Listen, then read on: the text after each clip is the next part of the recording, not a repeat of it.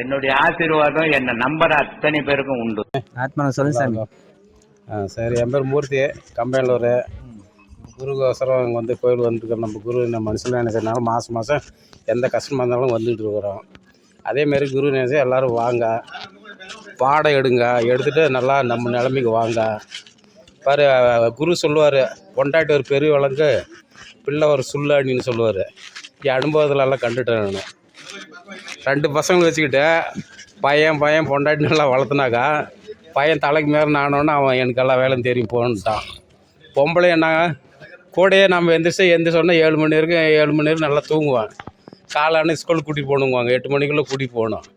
நீ இப்போ வேலை என்ன நீ பார்த்து என்ன வேலை என்ன விட்டுன்னு கைகள் விட்டான். இப்போ 4 நாளாக சாப்பாடு காட்ட செய்கிறதில்ல, உனக்கு துணியும் துவைக்கிறதில்ல, நீ எப்படி ஆசிரம் பாரு போ அப்படின்னா, என்ன வேலையை நான் பார்த்துக்கிறேன், உன்ன வேலைக்கு நீ பார்த்துக்கணும். இப்போ 5 மணி எந்திரிச்சு டான்னு வேலையை முடிச்சுக்கிட்டு 6:30 மணி 7 மணி என்னை எதிர்பார்க்காது போயிடுறாங்க ஸ்கூலுக்கு. இப்போ எனக்கு ஒரு கொஞ்ச நேரம் சந்தோஷமாச்சா, ஆனந்தமாக நல்லா தூங்குறான், பாடத்தை செஞ்சுக்கிறான். அந்த மாதிரி வந்து நம்ம பொண்டாட்டி பிள்ளைலாம் நினைக்கவே கூடாது. இருக்குதா பொண்டாட்டி இருக்குது, பிள்ளை இருக்குது அடையாளத்துக்கு. பாசம் அது மேலே வைக்கவே கூடாது. பாசம் ஒரு நாளைக்கு அது மோசம் பண்ணுது நம்மளை. அதனால் வந்து கடவுளை தேடக்குள்ள நம்ம குரு பாதையிலே நடந்து நம்ம அந்த ஞான பாதைக்கு போகல. அதெல்லாம் கட் பண்ணிவிட்டு ஒதுக்கிட்டு கடவுளை நிறக்கல 2 கையிலும் கடவுள் நிம்மதியாக கடவுளை தேடுங்க. எனக்கு புரிஞ்சது அவ்வளோதான். எனக்கு கொஞ்சம் அனுபவம் வந்துருச்சு. எத்தனை லட்சம் ஒழிச்சிட்டு எல்லாம் பார்த்துட்டேன். அதுக்கெல்லாம் கிட்ட இருக்கிறதுனால நமக்கு ஆபத்தான். தள்ளி வச்சுட்டுமாக்கா நமக்கு ஆனந்தமாக இருக்கிறோம், ஹாப்பியாக இருக்கிறோம். எந்த நேரம் நம்ம பாடம் செய்யணுமோ அந்த நேரம் செஞ்சுக்கலாம். எப்போ ஆசிரமத்துக்கு போகணுன்னு நம்மளுக்கு கட்டளை இடத்துக்கு ஆள் இல்லை, போகக்கூடாதுன்னு சொல்கிறதுக்கு ஆள் இல்லை. நம்ம வேலை நம்ம எதுக்கு வந்தோம், கடவுளை அறியறதுக்கு வந்தோம். அந்த பாதையை வந்து இருக்கிற வரைக்கும் அறியுறமே இல்லையோ, குரு சொன்ன மாதிரி அந்த பாதையில் போயிட்டு இருக்கிறோம். என்றைக்கோ ஒரு நாளைக்கு அவங்க போய் சேரலாம் இறைவங்கிட்ட. அவ்வளோதான். நம்ம வழிக்கு வரணுனாக்கா இந்த காசு பணம் சம்பாதிக்கணும், தொழில் செய்யணும், அது செய்யணும், இது செய்யணும், நாளைக்கு இன்னொரு தொழில் செய்யலாம் அப்படின்லாம் நினைக்காதீங்க. நமக்கு கிடச்சிக்கிறது அந்த வாய்ப்பு வந்து இறைவனை தேடுறதுக்காக வந்திருக்கிறோம். இறைவனை தேடுங்க, காசு பணம் தேடுறதால வேண்டாம். ஆனால் காசு பணம் வேணும், அது இறைவன் நம்ம கொடுப்பாரு. நம்ம கேட்காதே கடவுளுக்காக உனக்கு என்ன வேணுமோ அது கொடுக்குவார். ஏதோ ஒரு வழியில் வரும். ஒரு வாரம் பூரா வேலை செய்து ஒரு 2 நாளுக்குமே தொழில் வரும். அதுக்கு சோம்பேறும் இருக்கக்கூடாது. நம்மளை தேடி தொழில் வருதா அது செய்யுங்க. செஞ்சு 10 ரூபா வச்சுக்கோங்க, 5 ரூபா குடும்பத்துக்கு செலவு பண்ணுங்க. 10 ரூபா இருந்தால் தான் நாளைக்கு நம்ம ஆசிரமம் போனால் யாரும் கேட்க முடியாது, எடுத்துகிட்டு வந்து செலவு பண்ணலாம். அந்த மாதிரி வந்து தொழிலே வேண்டான்னு உட்காரக்கூடாது. தொழிலே வேண்டான்னு உட்காந்தாலும் அந்த காலம் மகானுங்க இருந்தாங்க. அந்த சூழ்நிலைக்கு வந்து தான் காட்டுக்கு போயிட்டாங்க. நாம் ஊருக்குள்ளே இருக்கிறோம், 4 பேர்த்த பார்த்து தான் வாழணும். அப்படி வாழ்ந்தாலும் நம்ம பார்த்த தனி. அவன் 1000 ரூபா சம்பாதிச்சு போகிறான், நமக்கு ஒரு 200 வருதா வரட்டும், இல்லை 100 வருதா வரட்டும். நல்லா சம்பாதிச்சு நல்லா சாப்பிடலாம். நமக்கு தான் இரவு நினச்சா பசியே ஆகிறதில்ல. அது காலையில் என்ன சாப்பிட்ணும் எனக்கே தெரியல. 4 இட்லி என்ன சாப்பிட்டா அவ்வளோதான், ராத்திரி 4 இட்லி சாப்பிட்டா அவ்வளோதான். இதோட உடம்புக்கு எவ்வளோ 3 வேளை சாப்பிடக்கூடாதா? பசி இல்லை. இறைவனை நினச்சா நமக்கு பசியும் கிடையாது, தூக்கம் நல்லா ஆனந்தமாக வரும். அந்த பாதைக்கு போகலாம். எல்லாருமே வந்து குரு சொன்ன மாதிரி கடவுளை தேடணுங்கிற எங்கேயும் தேடணும். நம்ம உள்ளதாங்கிறாரு கடவுளை. நம்மளை தேடினாவே கடவுள் புரிஞ்சுக்கலாம். கடவுள் தேடி நம்ம அதுக்கோசரம் ஐயப்பன் கோயிலுக்கு போகிறதோ, திருவண்ணாமலைக்கு போகிறதோ, பழனிக்கு போகிறதோ அதெல்லாம் தேவையில்லை. நம்ம உள்ளே கடவுளுக்குள்ள நம்ம உள்ளதை கோயிலாக கட்டினா அது உள்ளே இருக்கிறாரு கடவுள். நம்ம எதுவோ நினைக்கிறோம் அதே நமக்கு வந்து காட்சி அளிக்கிறாரு. போதும். இந்த பெரிய வந்து எவ்வளோ இப்போ 65 வயசு ஆகிடுச்சு எனக்கு. நாளைக்கே மரணம் இருந்தால் கூட போகலாம் எனக்கு ஆசையாக தாங்குது. ஆனால் வரமாட்டேங்குது. இன்னும் கொஞ்ச நாளைக்கு எவ்வளோ நாளைக்கு இன்னும் தெரில. அடுத்த பிறகு எவ்வளோ கொஞ்சம் சீக்கிரமாக இருந்த நானும் பாதைக்கு வரலாம்.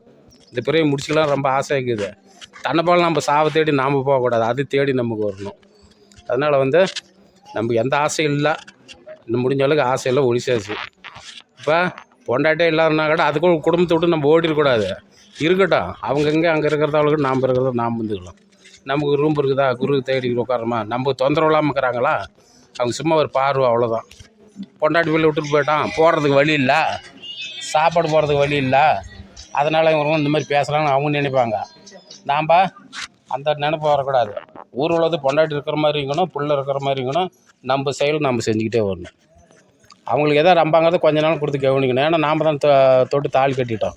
அது பாதியில் விட்டுட்டு போகக்கூடாது. பாவம் குருவே சொல்லிட்டாரு. 10 ரூபா கேட்குறாங்களா, 5 ரூபா கொடுந்தா கொடு, இல்லைன்னா இல்லை. 100 கேட்டால் 50 கொடு. நம்மளால் முடிஞ்சால் தான் கொடுக்க போகிறோம். ஆனால் நாம் எதுக்கு தேட வந்துடுறோம், மனுஷன் மறந்துருக்கிறோம், இறைவனை தேடலாம். எல்லோரும் அந்த நிலைக்கு போகலாம். காசுங்களாம் தேடலாம் போயிடுச்சு. லட்சக்கணக்கில் தான் போயிடுச்சு. 1,00,000 ரூபா என்கிட்ட இருந்தால் கூட எனக்கு அந்த நிம்மதியில் அங்கே கிடையாது. தூக்கி அதை தூசமாக எஞ்சி போடுறாதான். திருப்பி 4 பேர் கடன் கொடுத்துட்டு கடனை கொடுத்துட்டுமா அப்புறம் யோசனை பண்ணோம். அது என்றைக்கும் அவங்கள்ட்ட நம்ம கடன் பட்டிருப்போம், இந்த பிறவில் நம்ம கொடுத்துருக்குறோம். அது வந்தாலும் வரனாலும் சரி போட்டும் போட அப்படின்னு நம்ம பாதை தேடலாம், இறைவனை தேடலாம். இந்த இன்னும் எவ்வளோ நாள் இருக்கிறோமோ அந்த மண்ணில் இருக்கிற இறைவன் தேடி குரு சொன்ன மாதிரி அடுத்த பிறவில்னால் சுத்த பிறப்பாக பிறக்கலாம். இப்போ எவ்வளோ பாவம் செஞ்சுக்கிறோமோ அந்த பாவத்துக்கு பிறகு தான் நம்ம வாழ்க்கை இருக்கும். நம்ம உத்தம புருஷன் மாதிரி சொல்ல எந்த பாவமே நான் செய்யலை, இந்த பிறவியில் எதுவும் செய்யலை, போன பிறவியில் என்ன பண்ணணும் தெரியுமா, யாருக்கும் தெரியாது. அதை தான் நம்ம செஞ்சுக்கிட்டு இருக்கிறோம். அதனால் எல்லாம் குருக்கிட்ட நம்ம உபவாசம் எடுத்துக்கிட்டு பாடம் ஒழுங்காக வாங்கி பாடம் செய்யுங்க. காசு என்னைக்கு வேணும் காசு எதுக்கு ஆகிறதில்ல சாமி. உயிர் போகிற நேரத்துக்கிட்ட காசு உதவி போகிறதில்ல. நல்ல பக்தியும் நல்லா குருவோட கருணை இருந்தாவே நீ 1000 ரூபாய் செலவு பண்ண 100 ரூபாய் செலவு பண்ணால் போதும். ஆனால் செலவு பண்ணணும் 100 ரூபா பண்ணோமாக்கா நம்ம நல்லா பண்ணிடுவார் குரு நினைக்கணும். அவ்வளோதான். நம்ம கடைசி வரைக்கும் குரு நினச்சி குரு சொன்ன பாதையில் நம்ம போயிட்டு இந்த பாடத்தை ஒழுங்காக செய்யுங்க. ஒழுங்காக பாடம் எடுத்து ஒழுங்காக நம்ம பண்ணலாம். அதுதான் நம்ம சொத்து சோகம் எதுவுமே நம்ம கூட வர போகிறதில்ல. இந்த பாடம் கடைசி வரைக்கும் நம்ம கூட வரும். இது ஆத்மாவணக்கம் சாமி. அனைவருக்கும் ஆத்மா வணக்கம். ஒவ்வொரு மாதமும் பௌர்ணமி அன்று நமது தர்மபுரி ஆசிரமத்தில் உபதேசம், அன்னதானம் மற்றும் ஆன்மீக சொற்பொழிவு நடைபெறும் என்பதை தெரிவித்துக் கொள்கிறேன்.